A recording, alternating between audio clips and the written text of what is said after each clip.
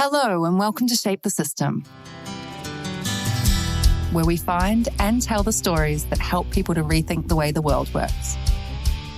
We interview people from all over the world who are helping to change our systems for the better.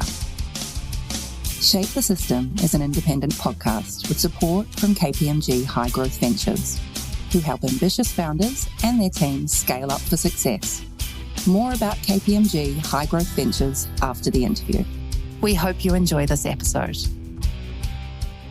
Hi everyone, welcome back to the show. Talking to Dr. Mark Gooden today. We're going to be talking about equity, and we're talking about equity in education.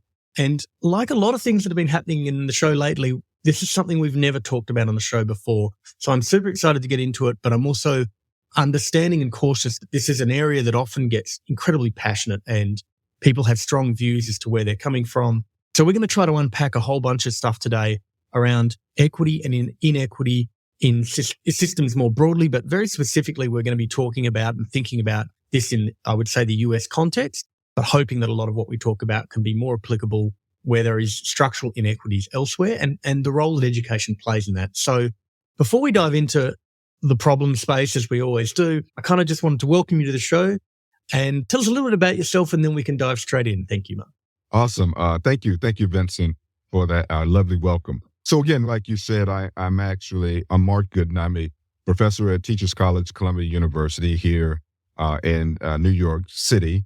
And I actually serve in a role where I'm actually coming out of a stint as the department chair of the Department of Organization and Leadership. So that gives you a little bit of idea of a department of folks that's made up of just a range of folks in education, but also we have people who do like psychology of leadership, for instance, and we do even have a nurses executive program. So coming out of a chair from that position, and I do research in areas where I talk about these concepts, specifically around antiracist leadership, concepts of justice, equity, diversity, and inclusion, which you'll hear a little bit more about later in the program. And then a big chunk of this is getting folks to see and understand their unconscious bias around the work. And so while I've done research and writing on this, I've also had the pleasure and opportunity to present to people in a broad range of audiences through research presentations, of course, but I've also done some keynotes to places like Eanes Independent School District in Texas.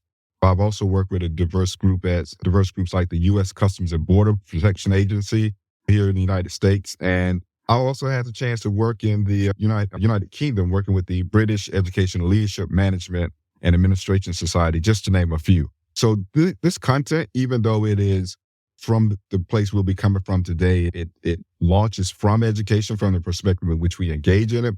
It also has this really ability to cut across cultures and different types of professions, because there are some aspects of leadership that we're going to be talking about that surely can be consistently found in other types of organizations. Yeah, and it's actually interesting that you start there, because I've come into this with a frame of reference thinking about this purely in the educational context, but right there you're already suggesting that what we think about and apply in education is actually more broadly applicable in leadership. Before we dive into the issue, which is actually normally where we start, we're off on our first tangent already, 3 minutes in, I love it.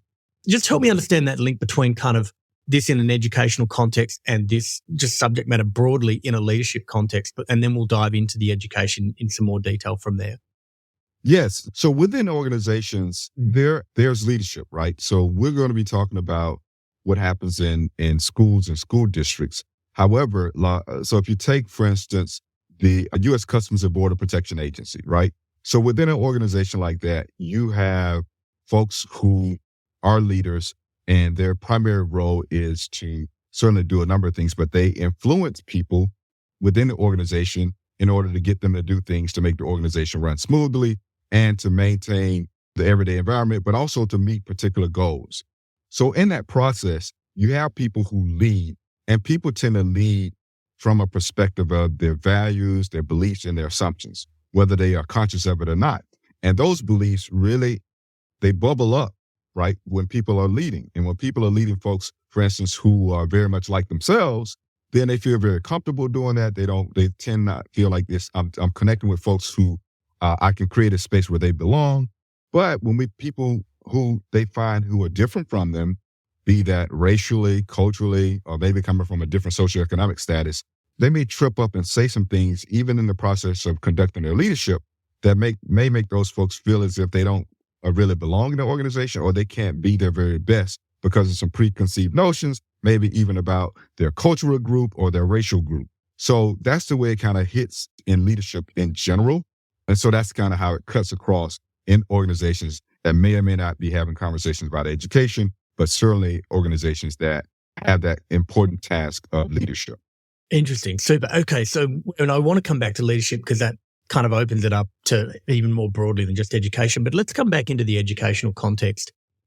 I'm curious to firstly understand the terminology around equity and educational equity specifically. So let's just define those terms and understand a bit about, let's put us in the map for those particular terms and in the context of what we're going to talk about.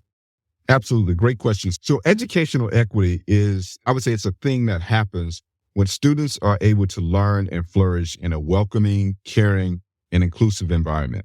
And that, you heard me use the term belonging earlier. Some people use that, like people need to be in a space where they feel like they belong and they're welcome there in that space. So in order to achieve that, it requires a commitment by leaders to be fair and just in their treatment of each student, and to have a willingness to address, this is an important part, structural barriers to their success and a delivery of resources aimed at providing equity outcomes.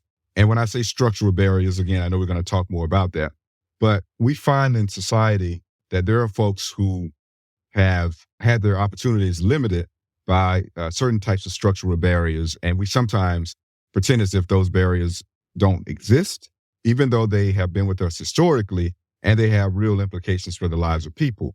And so we want folks to recognize that when they come into the space, that may be an issue for them. And we're trying to move them into a space where they get where they need to be successful. I mean, I think that's the shorthand way to say it. And of course, there are some pros and cons of that. And I love the fact that we'll get into some of those discussions. But at its base level, that's what we're trying to do in the achievement of equity and looking toward aiming for equitable results.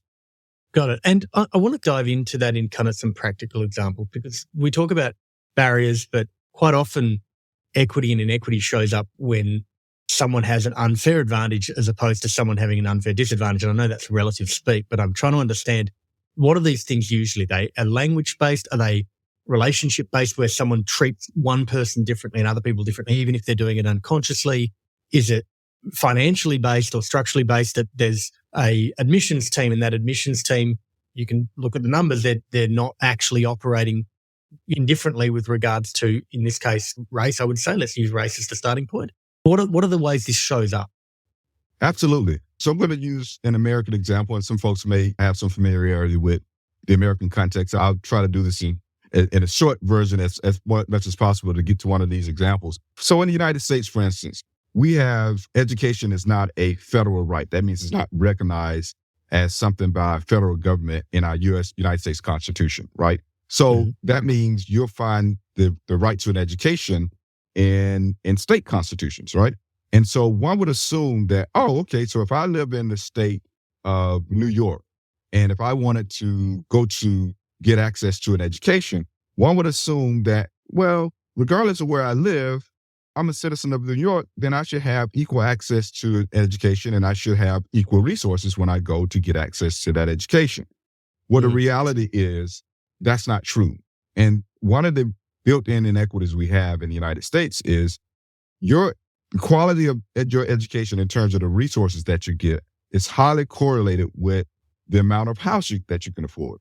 So if you can afford a very nice house, we call those property rights, property taxes, you can pay high property taxes, then you're going to have more resources accorded to you in your schools. You're going to have nicer schools. You're going to have nicer structures. You're going to have access to a broader range of courses in the curriculum. You may have a number of highly advanced courses. Whereas if you live in a city where you don't have as many homes, and let's just say you have a larger number of apartments in your particular zip code, then you're not going to get the same amount of finances going to you in terms of what we call per pupil expenditures, in terms of finances going to you in terms of that. So that's just the financial part. But what we found is, even when we get into those educational spaces that may be school structures that are suffering from inequities, there are a number of things that are happening within those schools that really have differential impacts on kids. And those differences happen to correlate with their racial and cultural backgrounds. So, for instance, the United States has struggled for decades, and we've not solved this issue, with really disparate treatment of kids when it comes to suspensions and expulsions from schools. Researchers told us time and time again that Black kids and, to some extent, Latino kids are suspended at higher rates than white kids for some of the same kinds of infractions, right? So in other words, they may do the same thing that's breaking the same rule. However, the way the punishment is applied is different, which means more often than not, the Black student is going to get a more harsh punishment for that kind of behavior. And the evidence we have of this is when we look at the percentage of students being suspended, those rates are off the charts. So, for instance, Black kids make up 16% of the kids in the United States public schools. However, they make up 32% of the kids who are suspended for the first time, right? So when we think about that, I'm sorry, they might even be 42%. I may be a little bit off on my numbers. But those numbers, even though they vary a little bit, they still end up being suspended at a much higher rate. And so we may ask ourselves, well, what's happening? Why is that happening? Some people might say, well, those are the kids who are misbehaving the most. Well, again, we look at research, and research tells us that there are a number of things that are causing these kids to be suspended at a higher rate. And in some cases, sure, we're not saying that kids are all angels and they misbehave. That's not what we're saying at all. We're just saying when we look at those data, they tend to show these disparities across many schools within school districts. And so that is a systemic issue that we have that's really steeped in a historical one that we haven't dealt with properly. And so it tends to stay with us within our systems. And so just coming into that for a bit, because there's two great examples there, both of them structural.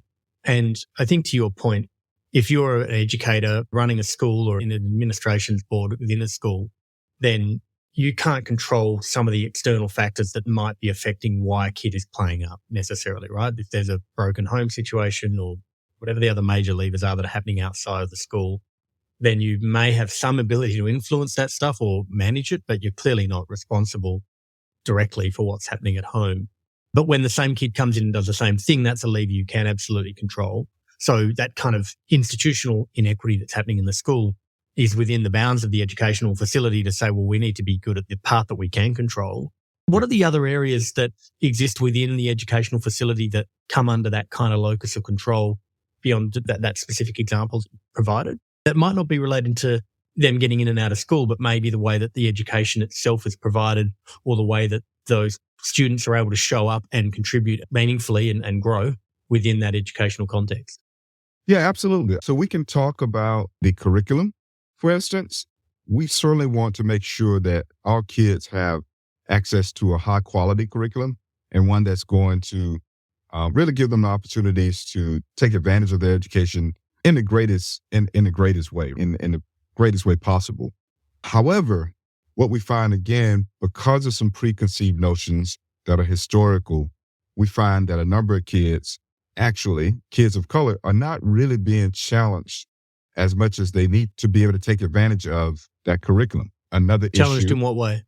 Challenged it. So in other words, so one of the things I've seen go in schools, and this was happening, I used to also be a teacher. We didn't talk as much about my background, but I used to be a mathematics teacher as well. And so we're talking literally 30 years ago, I started teaching as a mathematics teacher, and you can still see this happening in schools now. But let's just say there's a kid who comes in and you talked about kids having really a tough home life. And that kid shows up at school and we know that some things are going on. And rather than being empathetic, sometimes we say, okay, this kid is tough, so I'm going to have a get tough attitude with that kid, which typically doesn't work. Right. But we tend to feel as if these are tough kids and we're going to adultify them in ways and we're going to be hard on them and we're going to punish them. And so what we found is there's some phenomenon that happen with certain kids and not with others. So for instance, if a kid shows up and if they don't do well or if they're not doing well academically, we tend to make some assumptions about their intelligence. Say, well, they're not able to take advantage of they're not. We understand that and then we'll go so far as to say, well, we get it. We have an inkling about where they come from, but we'll start to say things or we'll imply, Well, the parents in that environment may not value education.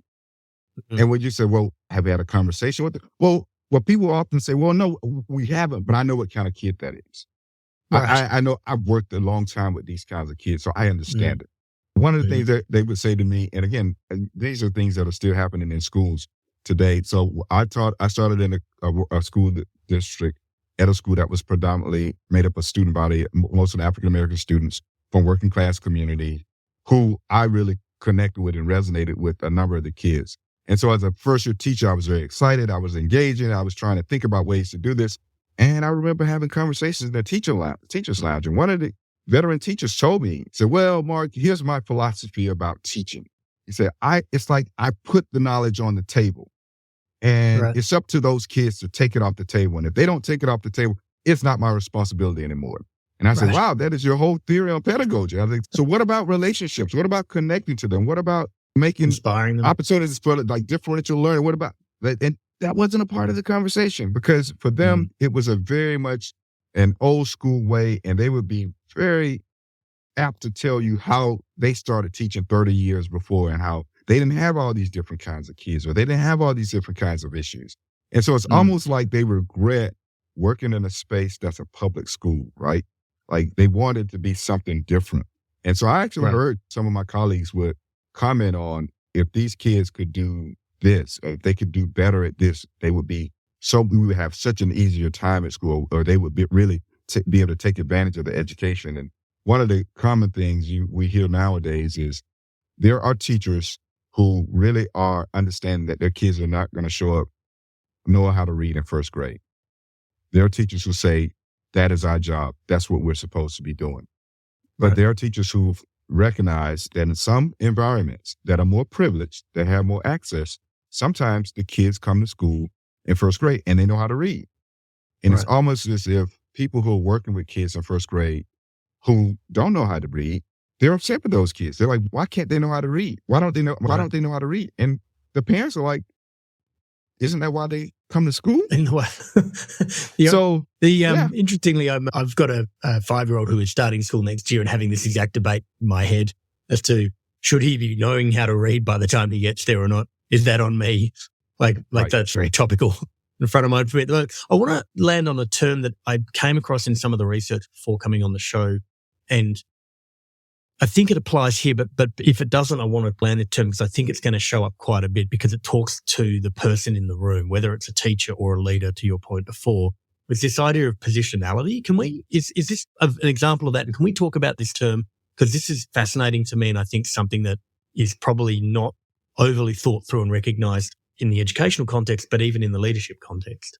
Yeah, absolutely. So my initial thinking about positionality and ways in which I've written about it in the scholarship, first and foremost comes from the standpoint of research, right? So when I taught systems of human inquiry, which is a research course, when we talk about positionality for researchers, it's this idea that these are your values, your beliefs, and your assumptions, right? And they really impact your systemic inquiry. And so the ways in which you ask questions and the ways in which you do your work is going to be impacted by your positionality.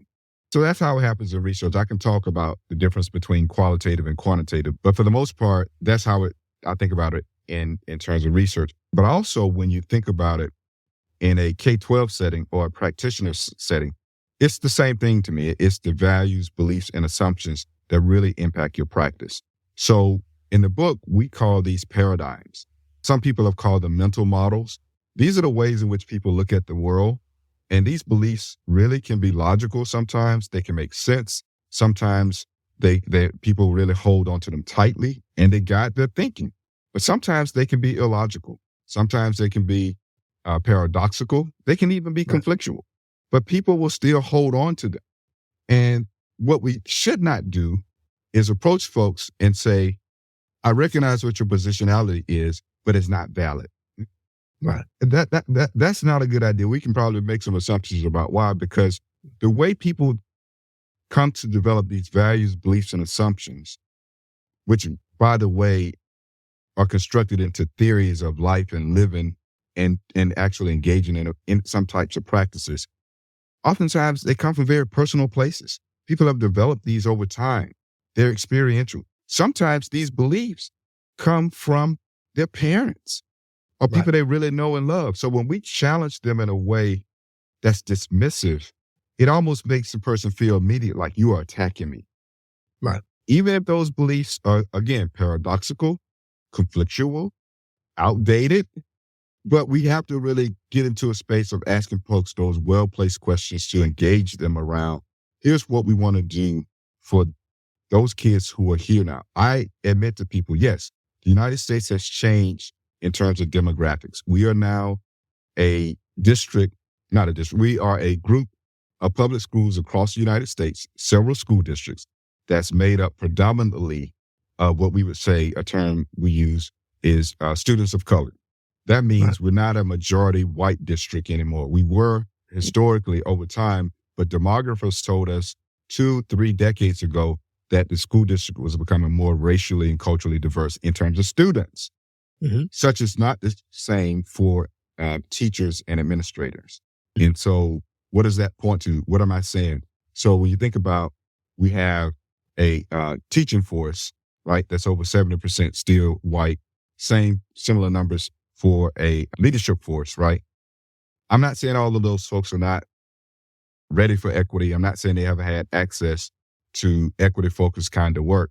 But what research tells us, because the United States is primarily in many spaces still a segregated type of educational country where we still have segregation that's here, even though it's not legally sanctioned, we still have schools that are segregated, right?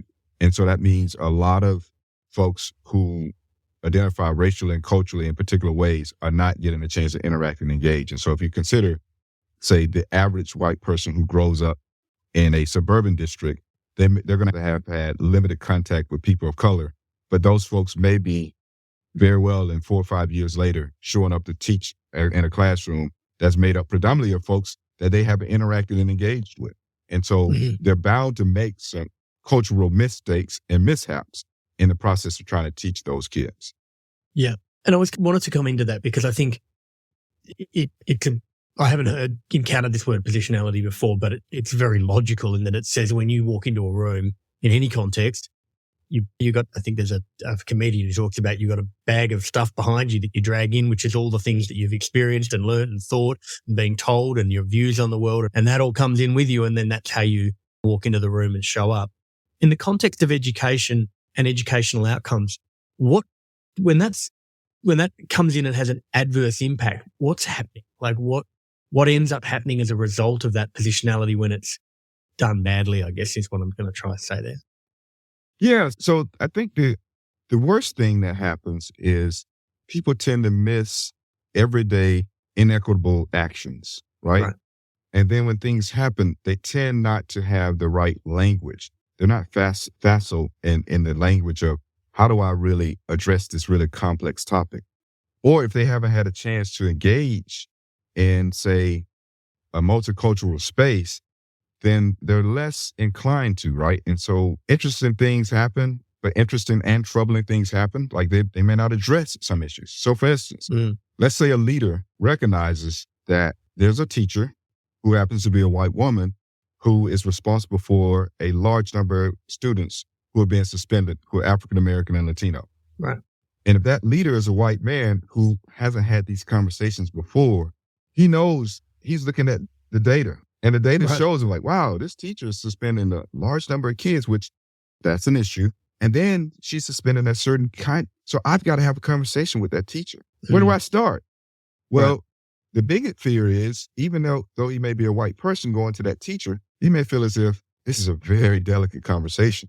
And if I say something this way or that way, that teacher's going to feel like, oh my God, you are calling me a racist. Because unfortunately, racist has become a shorthand. It's become shorthand for how we describe bad people here in the United States, right? And we describe them in historical terms that really remind folks of folks who are prejudiced, who are bigots, or who even may wear a Klan's hood and burn crosses, right? And nobody wants to be associated with that. However, our inability to grapple with those conversations in school and move those to real action to support those kids who are being suspended, conversation, pun intended, gets suspended because we're now more concerned with that white teacher's feelings. We're more concerned with her not feeling like she's done something wrong, or dare we say that she's being called a racist. And so historically what has happened is we don't address the issue, and we haven't addressed the issue, which is one of the exciting things about the book, because people have said we wanted to, but we didn't have the tools to do it. We've done some work with interviewing our students, but also going into a process where they can develop racial autobiographies. And this is some work I did with a colleague of mine when we were training leaders. We started it about 15 years ago. And these students in a cohort, they told us a lot of things. But some of the powerful things that they said was this idea of feeling as if, as a white person, seeing something happen that you know was about race and that you felt like you were supposed to say something, but being afraid to say something about it. For oftentimes for the same fear of, I'm going to say this wrong, and then I'm going to be called a racist. And unfortunately, we've created this collective paradigm and collective positionality, if you will, in the country where it makes it taboo to bring these topics up.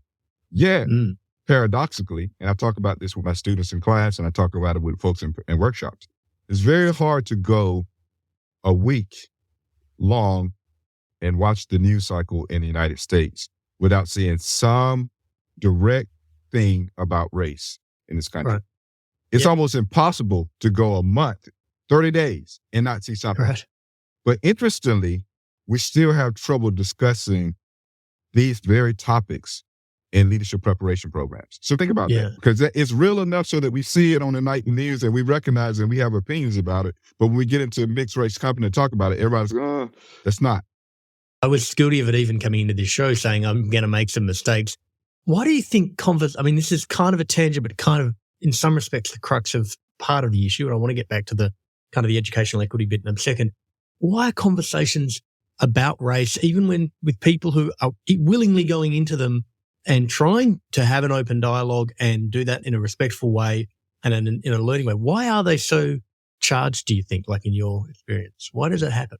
Yeah, so there are a number of, really, I think, deep historical reasons that we have not dealt with in our country, right? Mm-hmm. And those issues, quite frankly, stem from a part of our history that we try not to address properly or talk about. And that's the history of the institution of slavery in the United States, right? Sure. I think it's pretty important that we figure out how we are going to address these issues. And there are a number of scholars who have talked to us about how to engage in this, right?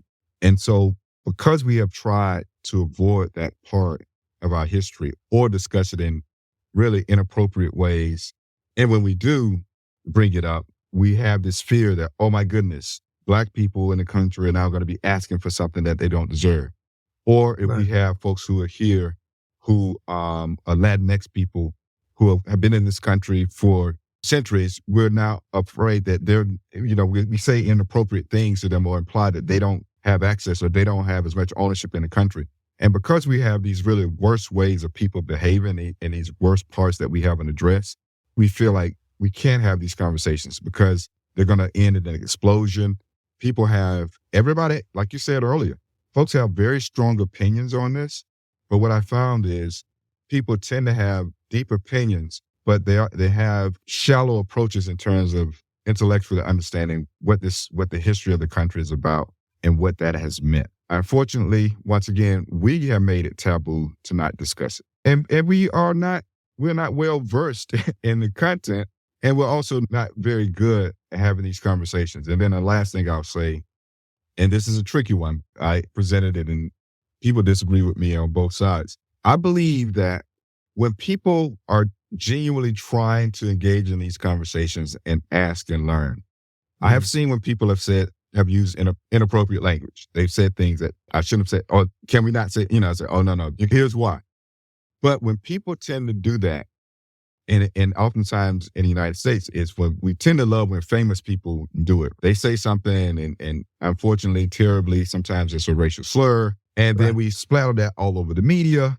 And what it does is it's like, oh my God, I cannot believe that person said that. And while we're doing that, what happens is it's this thing where we all get to point at that person and forget that three fingers are pointing back at us and feel like well, what's my role in this?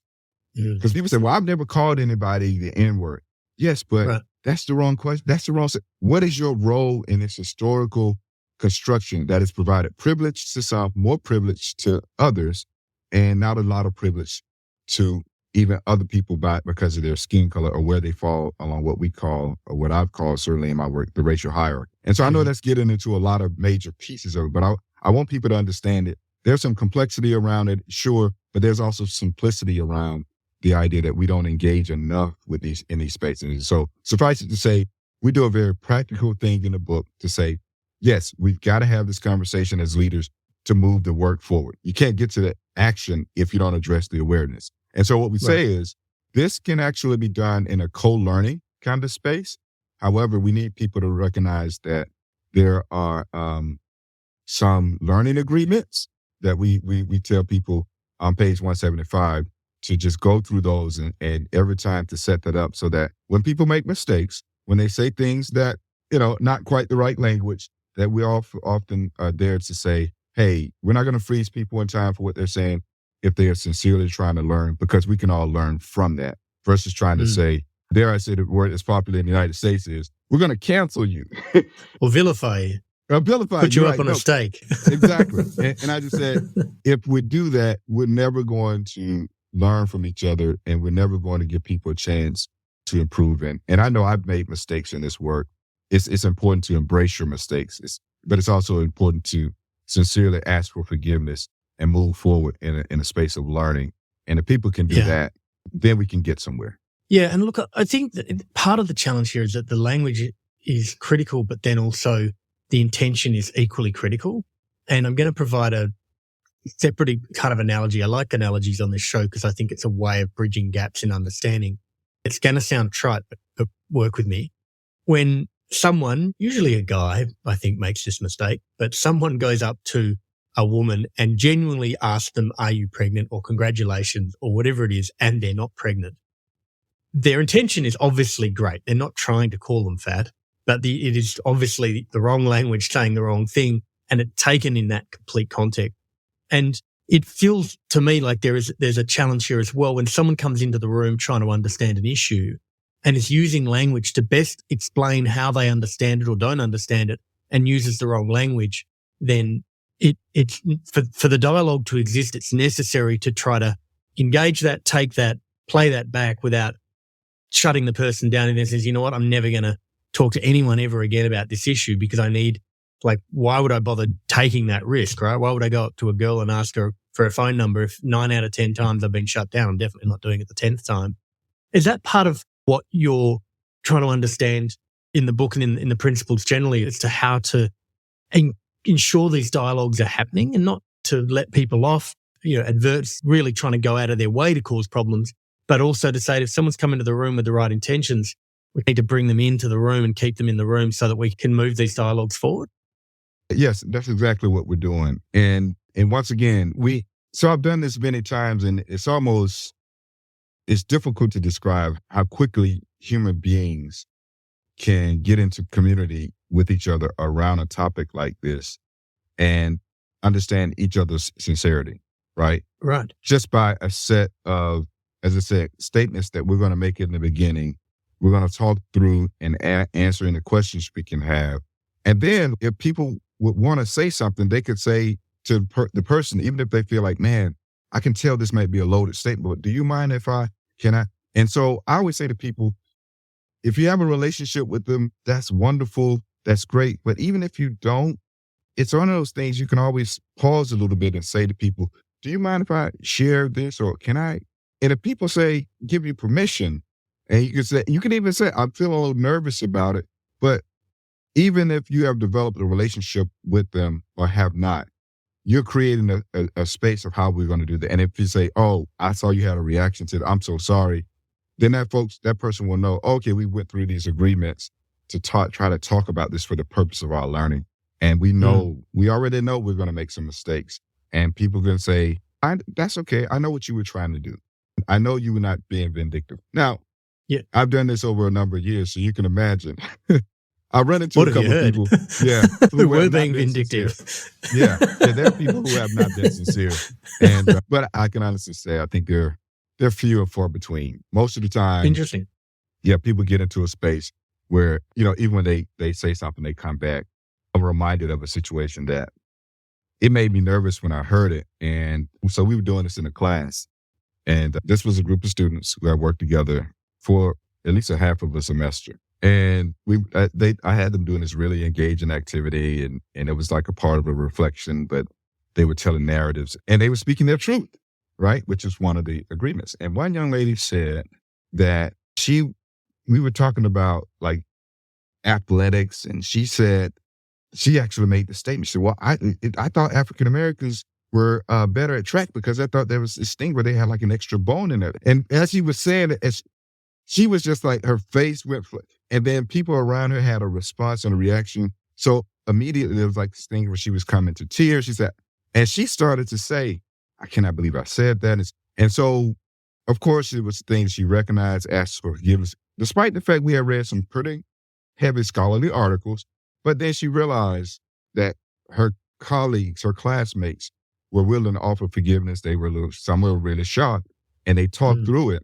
But then through a deeper part of her racial reflections, she recognized it. She said, there's something about that she came back and said, she apologized to the class there and then, but she also wrote something out.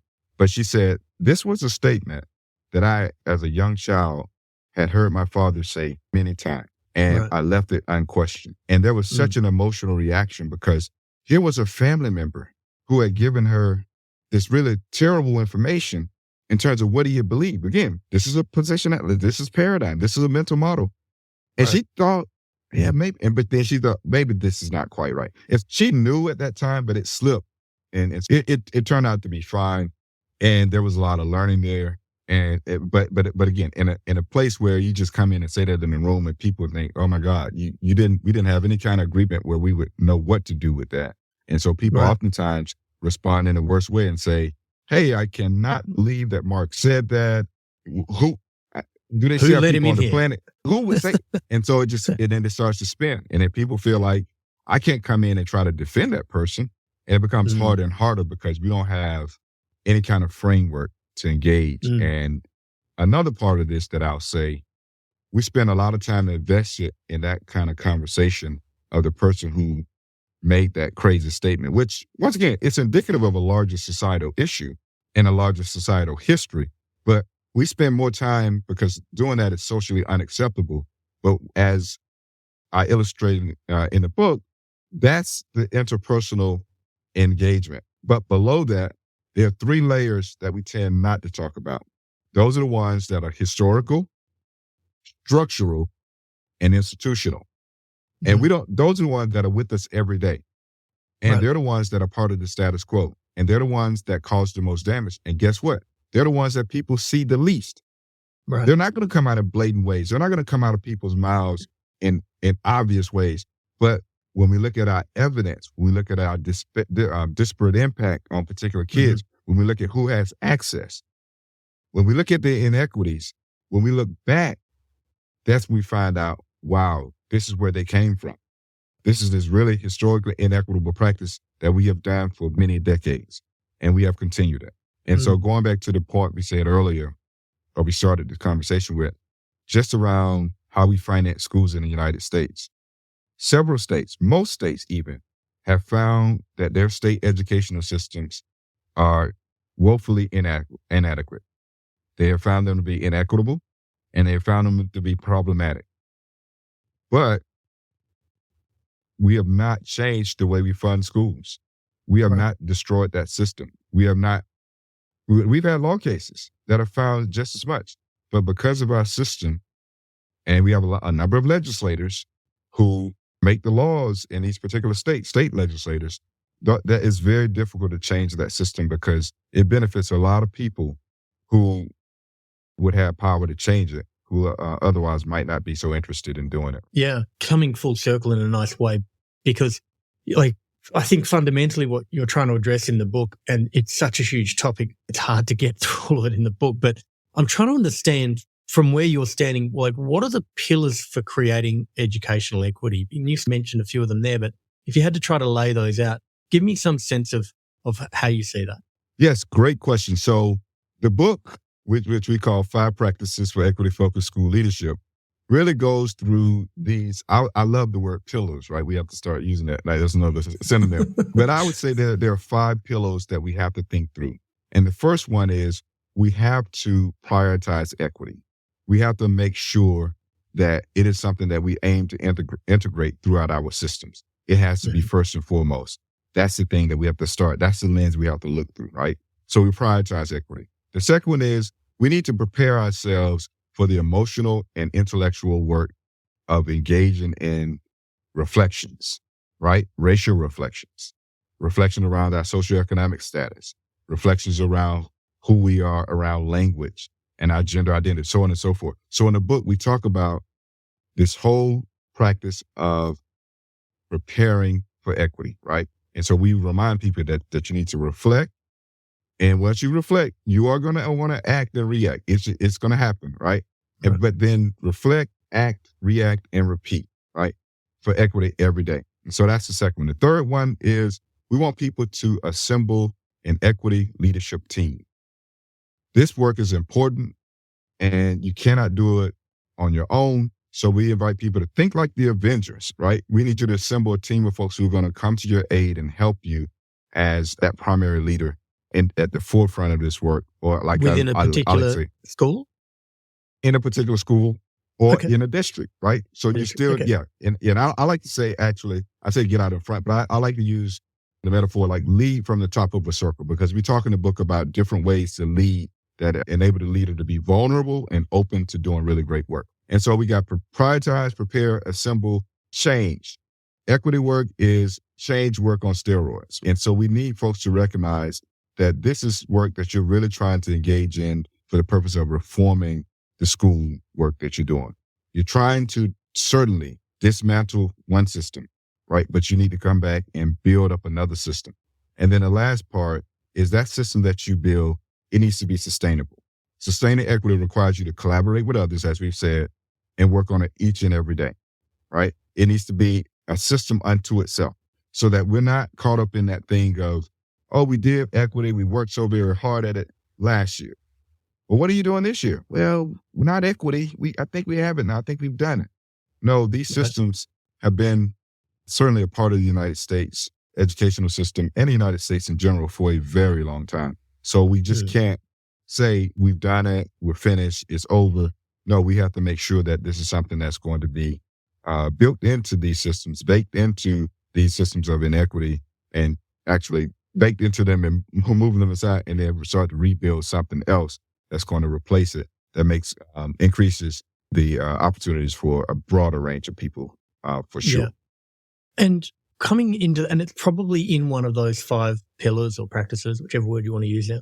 Like, I think about the kind of the UN Sustainable Development Goals, and they have this kind of 17 headlines, but then within each one, in education is one of them, or access to education, I think it is specifically, they have a bunch of measures which they say these are the important measures. If you're looking at educational equity, what are the headline measures where you're like, we know we're going in the right direction if we measure this thing and this thing gets better? How do you measure this stuff in that context? Yes, very good question. So we have in the book an equity audit, and this is a way that schools can look at some of the indicators I referred to and just measure them, right? For instance, you can measure who gets access to different aspects of the curriculum. You can look at which kids are sitting in which classes. If you have your higher level classes that in many cases in some schools, if they contain mostly white and Asian students, then you should be asking yourself the question, why is that the case? If you find that your curriculum is not representative, it doesn't include a variety of people that as we know, the schools are becoming more and more diverse by the kids that are in those schools, those kids should see themselves in the curriculum. If you don't have that, if you have no instances of that, you can improve that. You can change in the actual books themselves, like when we teach a lesson. Yeah, it's not all white kids driving cars to work out how fast the cars go, that kind of thing. Yep, absolutely. And so that's the same thing. You hit the nail on the head. If we don't have a number of authors of color represented in what we assign students. Quick story is my daughter, who is a 16-year-old who is an 11th grader. She has this year, next year of high school. She had the opportunity to read Toni Morrison's Bluest Eye. And I told her when she announced she was going to read it, I said, when you read it, let me know. I would love to read it with you.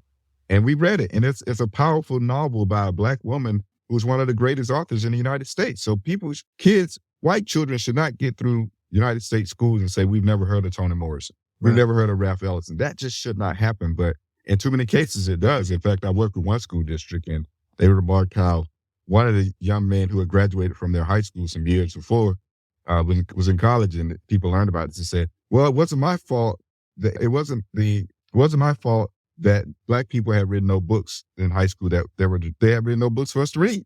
And you never thought that you didn't know about those books because you had not been exposed to it. And that, again, that person thought he was giving a way of the world that was the truth, when in fact it was this very limited truth that other folks had heaped upon him and he had not challenged in any way. Hey, just on books, and I know it's again a little bit of a tangent, but it came up in one of the things I was watching before coming on the show. You talked about a book you have a lot of admiration for, being the Invisible Man. Help me understand that, because I haven't read the book. I don't know anything about it. But if you're talking about it and someone who's obviously spent a lot of time in books and understanding the power of books, what is about that book? Yeah, so this is a book by Ralph Ellison. Again, as an African-American man, another person I consider one of the greats. And it's very well done. This is the kind of book that you can sit and just read and appreciate a writer for the kind of metaphors he's using, the descriptions. And the book is about a narrator who goes through many stages of life, many stages of denial. And he talks about, from the very beginning, this state of being invisible, right? And he starts his life out in the South. He's a son of the South, and he has this traumatic statement that's shared with him by his grandfather, and he takes bumps and bruises from a lot of people along the way. But it's a really beautiful and intricate work that talks about this young man's experiences and his journey in terms of a development as an American who really has been rendered invisible because of his racial identity. But it's one of the ones that's done in a way that has so many powerful connections and just so many metaphors that it tells a very important story in America. And it's not autobiographical for me, but I can see aspects of my own journey in there, being somebody who grew up in the South, who understood some of the paradoxes of living in the southern part of the United States, for instance, growing up recognizing that, yes, it was a place that was segregated and there was definitely some racism that was, in so many ways, much more palatable than I wanted it to be at times. But confusingly, there were people who had this code about being really cordial toward one another, almost a way of being appropriate and proper. And, but that could change. That could change in a split second, especially when the specter of race raised its head so that we saw it. But it was always there, right?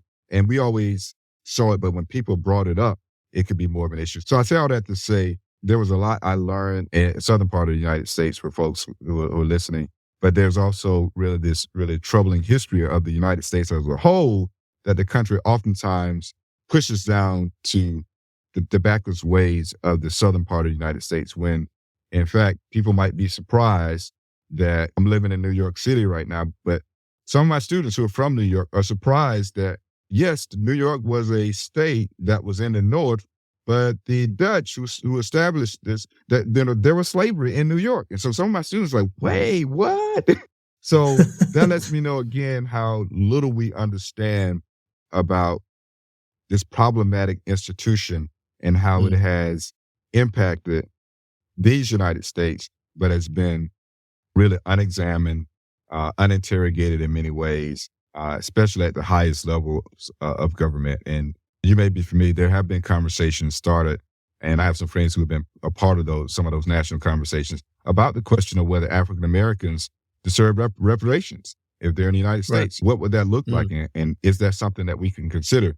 And the challenge, again, with that kind of thinking that prevents us from considering that is people coming in with their preconceived notions about how Black people specifically have been portrayed in this country as lazy, unintellectual, or anti-intellectual, folks who don't want to get a job. And so all these things have come just as a result, not just, but in many ways, a response to Black people arguing and saying, yes, I want more access to my rights. Right. I want more access to things that I should have gotten historically that I did not get. And people will say, oh, no, that's just you being lazy and you're asking for handouts and you should just work hard. And I always say to people, no, we have to be clear that it's a more nuanced and complex argument that we should not try to reduce to that kind of statement. But people often do. And you know, I'd be lying if I didn't tell you that some politicians have been guilty of fueling that kind of flame because it works to their personal benefit, that particular narrative in America that has remained unexamined. Yeah. And coming back to the book in some respects, not the Invisible Man book, but your book, is it part of these pillars actually about, I don't know, being able to, I'm thinking of the example that's happening here in Australia at the moment. So Australia's literally, as this is being recorded, about 3 weeks away from going to a referendum to provide constitutional recognition for First Nations people. And so obviously the distinction is huge, but the parallels are there around there's been prior injustices and that everyone's clear that those injustices are there. This is seen as a step to try to move us in the right direction. And it's hugely inflammatory in terms of people's opinion on it. You had a near argument in an airport 3 weeks ago in San Francisco, as it happens, with another Australian about to get on a plane. Just because we had a difference of opinion about how this stuff worked was hard. We had a civil conversation, but clearly we weren't aligned on the issues and it was bubbling below the surface. But a big part of what the Aboriginals stated through a thing called the Uluru Statement was that they wanted to do what they call truth-telling, where they wanted to actually go out and talk about what had happened so that people who were coming from their own position actually had information about what actually did happen 200 years ago. And let's at least start from understanding the same set of facts. Is that part for what you're trying to bring into schools and into equity within education, is that we actually need to understand this stuff and at least everyone should have historical understanding of what actually happened over that time as well? Absolutely. It most certainly is. And thank you for that question. And recognizing that there are some facts here that we should not, but we really cannot dispute.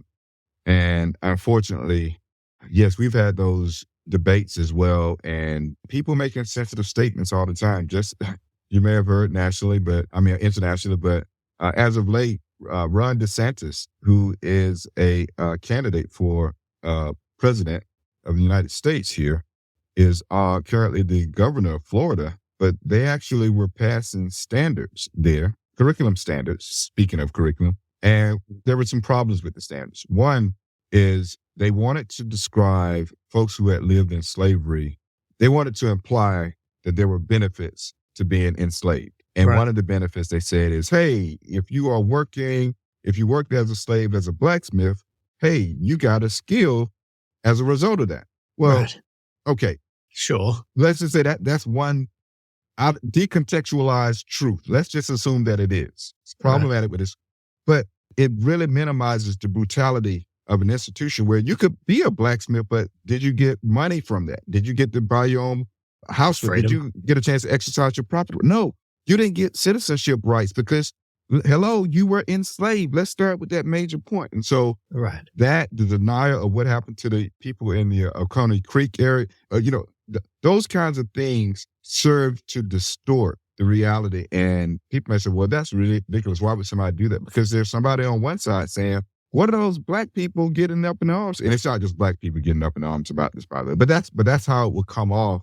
And it becomes a political device versus trying to say, hey, let's come together and admit that we both have admitted, even in that ridiculous statement, that there were some people who were enslaved here on the American soils for several centuries, right? And so how do we address that reality, right? Yeah. How do we get something for those folks and make them whole again? And are we interested in that kind of thing? And so we can't even really have the conversation, and it's not even, people don't even want to talk about an apology and acknowledgement. But I would hope that once they go through with a referendum, that there's going to be, I love the fact of truth telling. That's very noble and it needs to be said.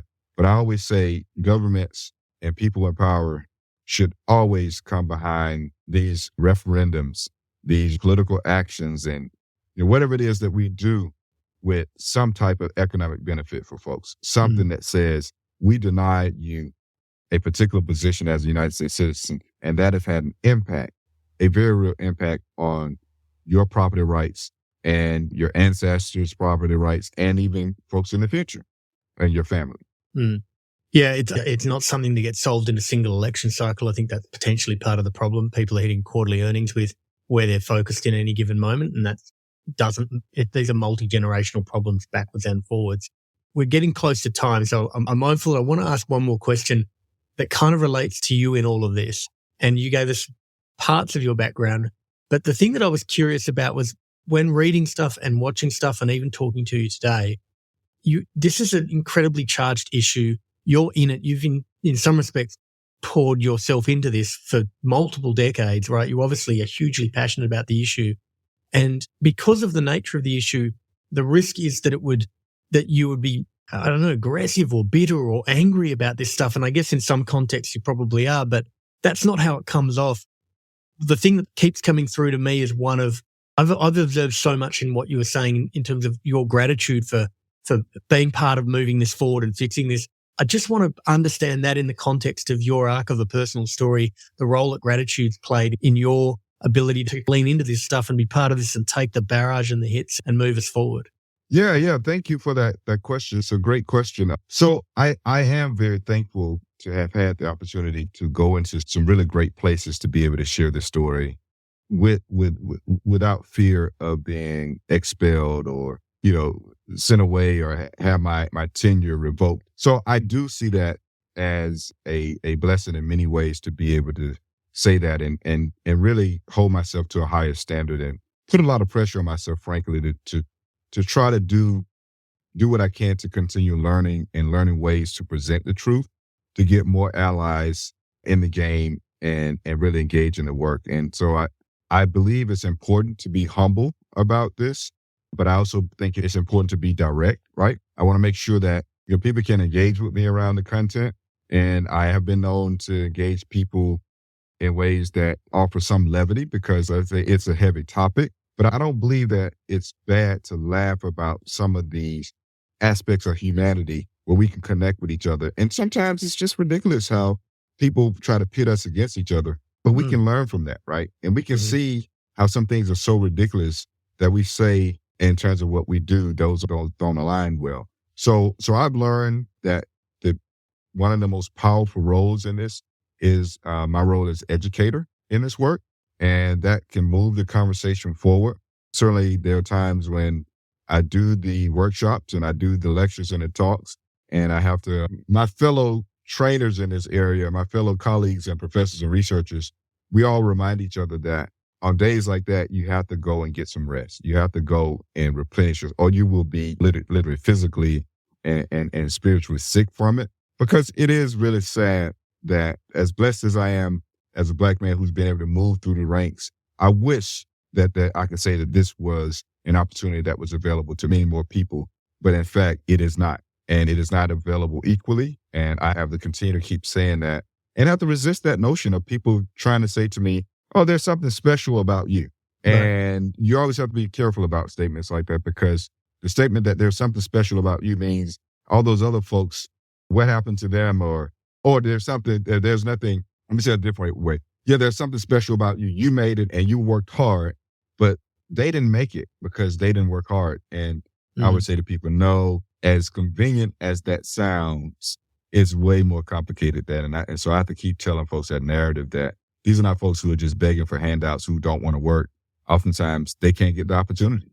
And so it's a part of me, part of my mission is to certainly recognize I need to carry that message forward, especially if I'm going to have this wonderful opportunity to work at one of the greatest institutions in the United States or possibly even the world. So I have a huge responsibility to continue telling that truth, because I feel like, hey, I'm very blessed to be in this space. That's amazing, Mark. We'll leave it there. We covered a lot today, and I learned a lot, and my horizons are broader for it, and I hope people listening as well. And just for the book specifically, the book is out already. Is that correct? Yes. The book is out. You can find it. The easiest way is you did a search on Amazon.com, 5 Practices for Equity-Focused School Leadership.